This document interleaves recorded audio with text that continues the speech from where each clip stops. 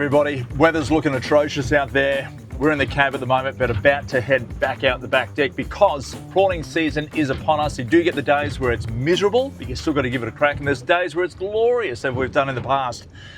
Now, I've got the Garmin set up. Now I'm really pushing on the bottom couple of meters. We want to find those prawns all holed up, and hopefully we get a few. So it's all about banana prawns.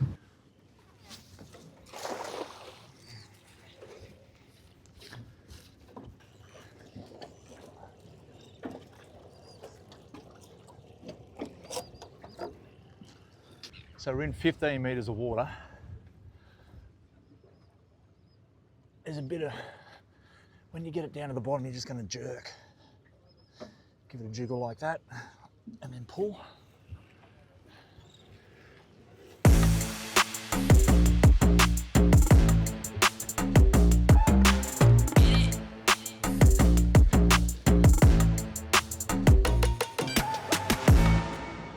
So I've tied my rope to the back here so I don't hold on to it because I'm in our larger boat.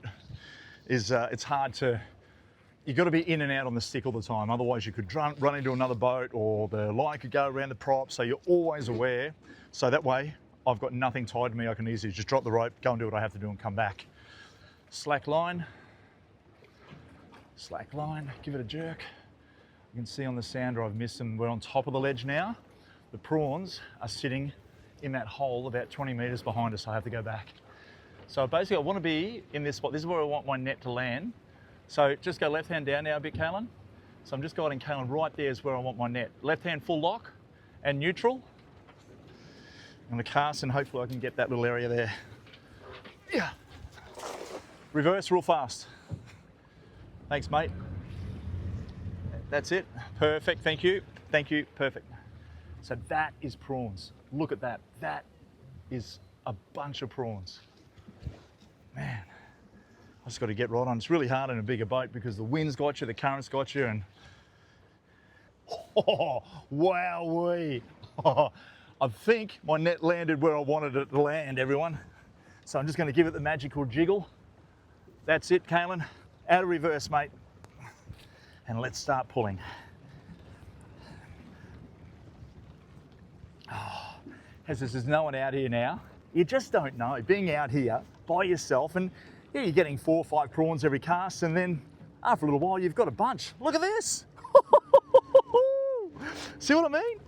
You just don't know, do you? It's just a matter of giving it a crack. And no matter what the weather's doing, coming out and having a go. You might get 2, 3, 4 prawns, and next minute you get this. And that makes it all worthwhile. Have a look down here. This is one of Drew's bait nets. So in the bait net, you've got a pocket down the bottom, which also couches prawns. And a couple of these guys too, whatever they are, but anyway, we don't want those. Oh, so stoked. We'll go on that prawn.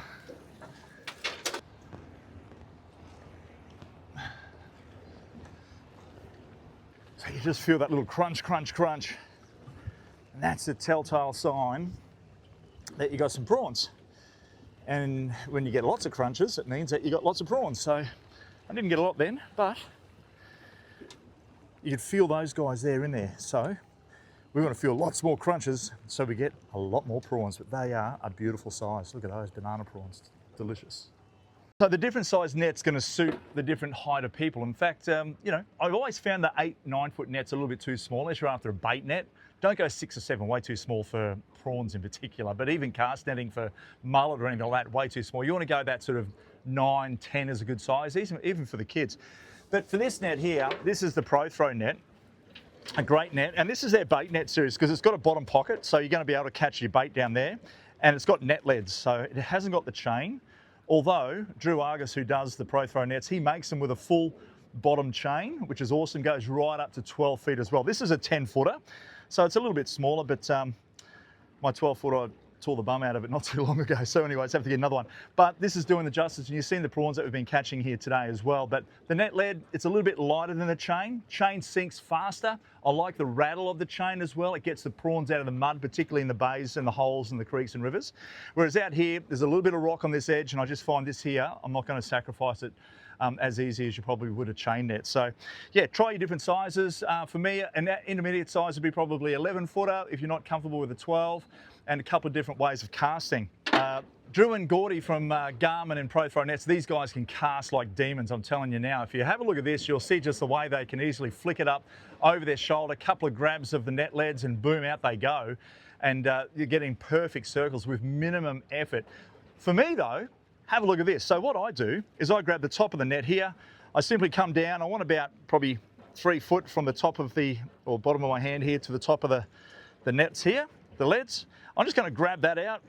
I then put that up against, into my right hand like so. I'm just gathering all that now on my right. And all I'm going to do here is grab the closest lead to me. That's it. And just hold it.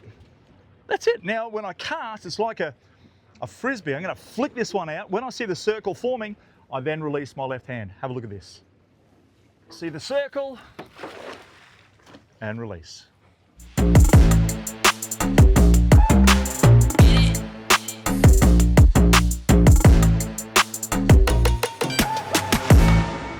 Drew does it totally different, but he gets about 100% accuracy rate.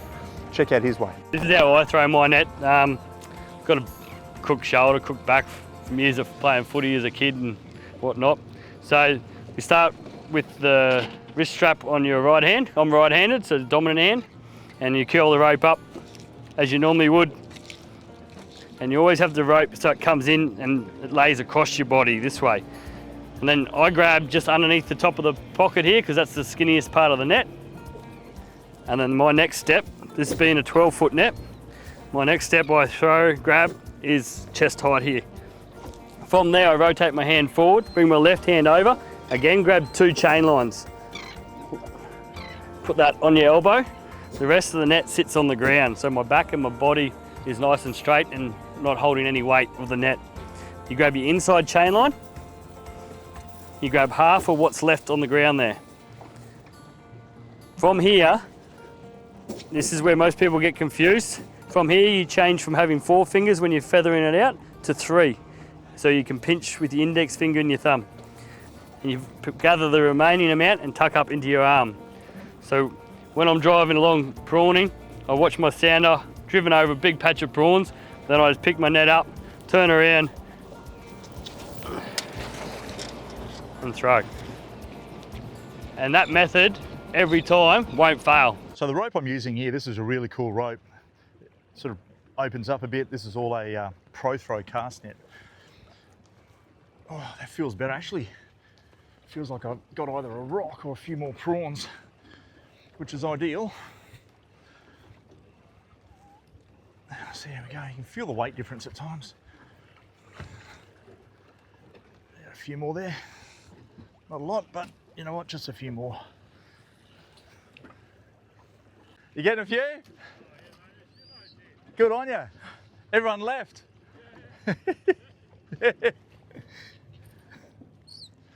Okay, we're going down in 18 metres of water, so I'm just going to get this guy down. Oh,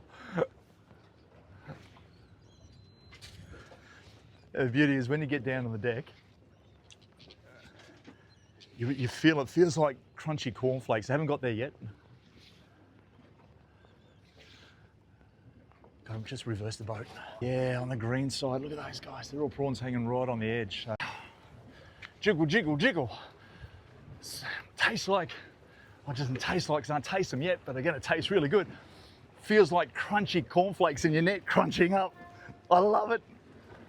It's a sensation that prawners would know only too well when you're getting a nice little bunch of prawns, that crunchy cornflake sensation.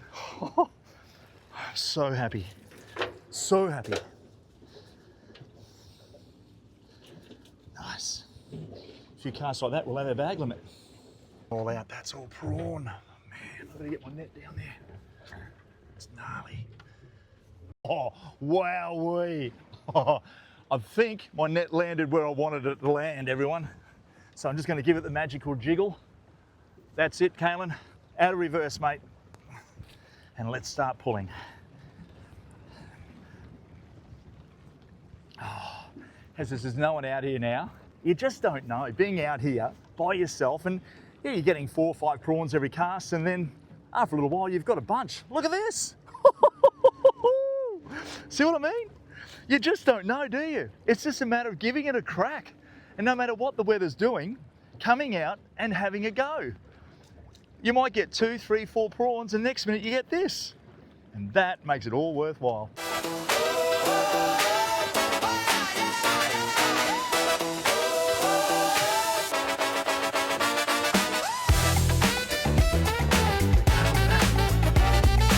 Not bad.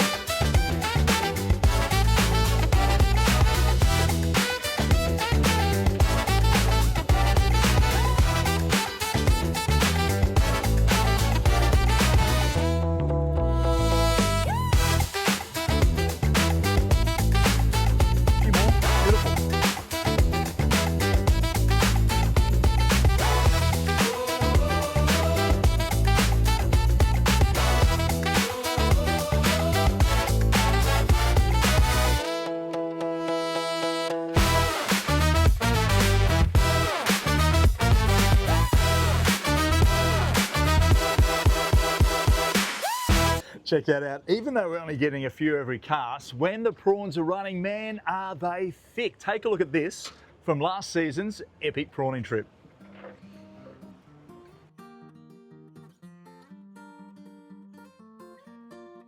Oh, feel this. Can you feel that?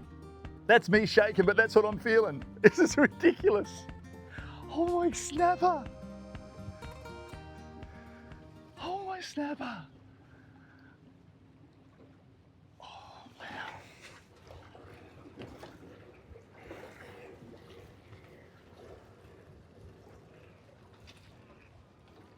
Here it comes. Look at that. Look at that. Man, how can you not be happy with that? Now, all the professional prawners out there, you know that, look at that, even in the bottom pocket, it's ridiculous. You guys know that you can cast big nets, and yeah, you get out here and you get the football in there or a soccer ball, you know, sometimes 3, 4 kilos, and yep, that is so much fun. And you also know that days get a little bit skinny. And today is a day where it was skinny, and now it's just starting to get a bit fat. Nice. It's looking good. Get this net straight out there. Good tip as well is, you got a bit of wind, try and cast downstream from the wind. Don't cast into the wind. It's hard when you've got 2 on the boat. We're in 11.1 metres of water. Try and keep constant feel with your rope. Here you can see my net going down to the bottom there. And hopefully it lands on something. Be nice. Always check in the depth, because nothing there, I missed them, but in 11 metres of water, you want to make sure that you got 11 metres, maybe 12 out. Otherwise, again, you drag your net across the bottom. Give it a flick, give it a feel, nothing there. Pull her up and move off. The day today is very dark and dreary, rainy, but you get 1, 2, 3, 5 prawns a cast, and then you get that magical, 20, 30, 50 or 100. It really makes up for it, but those epic days don't just turn up on your doorstep. You got to be out there trying your luck. I missed them, but trying your luck, giving it a crack, because when you do get them, the reward is amazing. And the stories you tell your friends about the time you went out and got the big hairtail, or the time you went out and you got that 2 kilo ball of prawn in your net, that happens from trying. Days like today is an epic day to be out there and giving it a crack. The upside to days like this is that you're not bumping boats. At times you can be in an area the size of, say, an Olympic swimming pool, and you've got 30 tinnies there all pushing each other. You got your foot up there moving away just so you get that hole in the water to get a cast net in. I know certain other states around Australia, you're not allowed a cast net. For example, down in New South Wales, Victoria, they scoop net with the lights of their prawns, and of course other different methods. But for us, we are fortunate enough to use cast nets here in Queensland, and that is the reward. And another reward is there's no boats here today. How cool is this? Got it to myself.